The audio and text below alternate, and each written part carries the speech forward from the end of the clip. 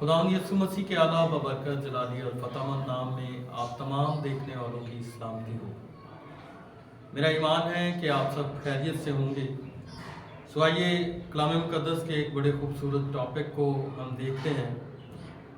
पैदाइश की किताब उसका 4वां बाब और उसकी 7वीं आयत। अगर तू भला करे तो क्या मकबूल ना होगा, और अगर तू भला ना करे तो गुनाह दरवाजे पर दुबका बैठा है और तेरा मुश्ताक है, पर तू उस पर गालिब आ। कलाम हक का पढ़ा जाना हम सब के लिए बाइस से बरकत हो। यहाँ पर दो भाई हैं, काइन और हाबिल। वक्त मुकर्रा पर ये दोनों ही अपने हदिया लेकर खुदावंद की हजूरी में आए हैं, और काइन ने भी अपना हदिया पेश किया है और हाबिल ने भी। काइन किसान था और वो अपने खेत के कुछ फल लेकर खुदावंद की हजूरी में पहुंचा, और हाबिल जो है ये भेड़ बकरियों का चरवाहा है और ये भी अपना हदिया लेकर पहुंचा है। इसने कुछ पैलौठे बच्चे लिए हैं और उनकी चर्बी ली है और खुदावंद की हजूरी में हदिया लेकर पहुंचा। और दोनों को जब खुदा ने देखा, उनके हदिया को देखा, तो काइन को और उसके हदिया को खुदा ने रिजेक्ट कर दिया, और हाबिल और उसके हदिया को खुदा ने कबूल कर लिया। तो इस बात से काइन जो है वो बहुत गजबनाक हुआ, गुस्से में आया। अब उसके दिल के ख्यालात जो है वो खुदा जान रहा है, और खुदा उसको एक तलकीन कर रहा है और कह रहा है कि अगर तू भला करे तो क्या मकबूल ना होगा, और अगर तू भला ना करे तो गुनाह दरवाज़ा पर बैठा दुबका बैठा है और तेरा मुश्ताक है, पर तू उस पर गालिब आ। इससे पहले कि काइन हाबिल का कत्ल करता, काइन हाबिल को मारता, खुदा ने उसे एक इंडिकेशन दिया कि तू भला काम अगर करे तो तू भी मकबूल होगा। अब खुदा उसके दिल के ख्यालों को जान रहा है, उसको खुदा समझ रहा है कि अब ये गजबनाक हो रहा है, अब ये गुस्सा कर रहा है। अब इससे उसकी जो नेचर है वो सामने आ रही है, और खुदा इसको सिखा रहा है कि तू भला काम कर, और जो गुनाह तेरे दिल में आ चुका है तो उस पर गालिब आ। लेकिन काइन यहाँ पर कमज़ोर पड़ता है और अपने भाई हाबिल पर हमला करता है और उसको कत्ल कर देता है। सो इसकी वजह यह है कि खुदा की हजूरी में काइन मकबूल नहीं हुआ है।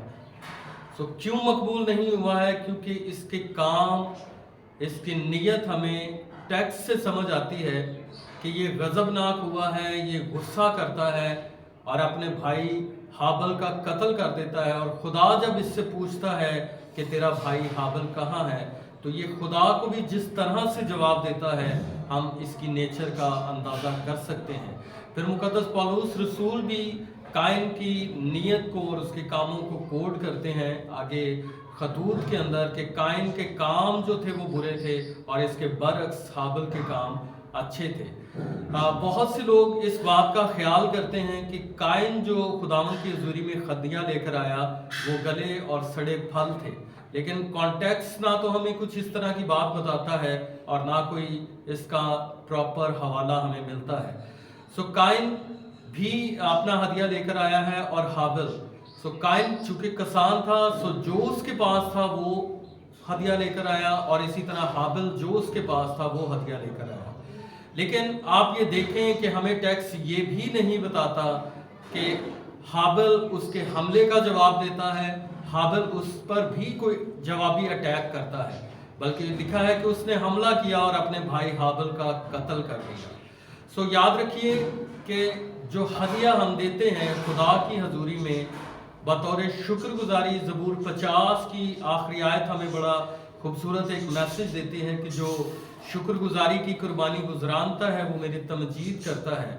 तो इसका अगला हिस्सा बिल्कुल इस पे फिट बैठता है कि जो अपने चाल चलन को दुरुस्त रखता है मैं खुदावंद की निजात उसे दिखाऊंगा।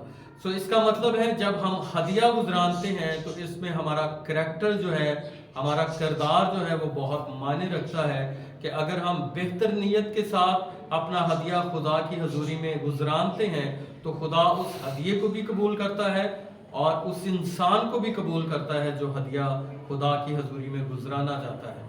सो यहाँ से हम सीखते हैं कि बहुत से लोग हम दुनिया में देखते हैं कि खुदा की हजूरी में नजराने पेश करते हैं, बहुत सी देगे चढ़ाते हैं या बहुत कुछ खुदा के लिए करते हैं, लेकिन यहाँ पर मैटर ये चीज़ करती है कि हदिया चाहे छोटा ही हो।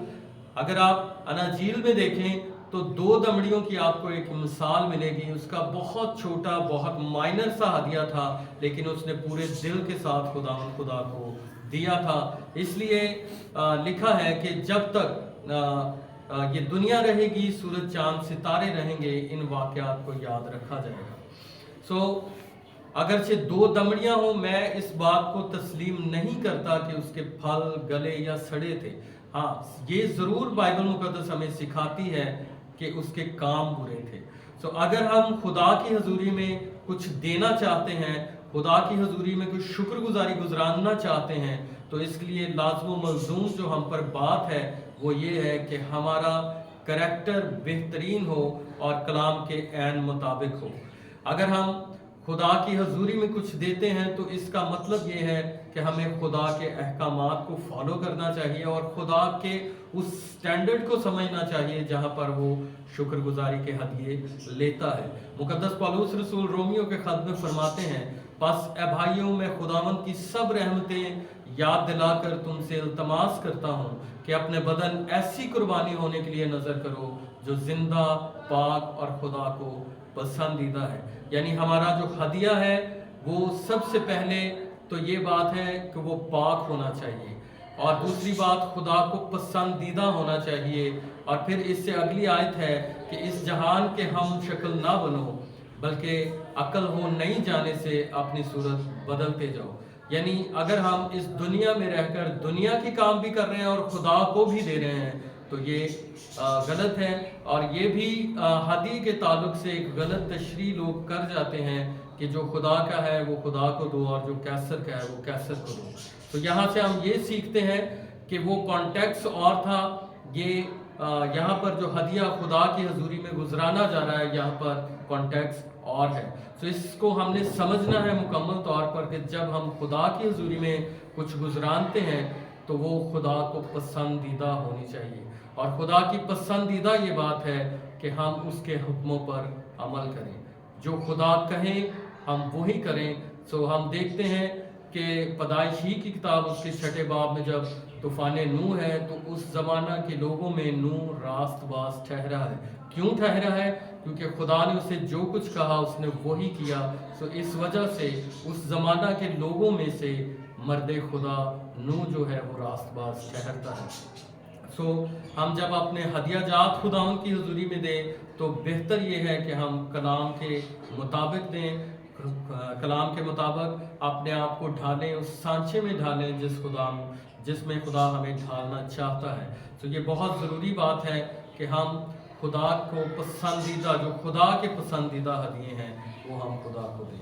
खुदावंद आपको बरकत बख्शे और खुदावंद ये तौफीक दे कि हम सब, मैं और आप सब जितने मुझे देखें, हम सब कलाम के मुताबिक अपनी ज़िंदगी गुजारें। God bless.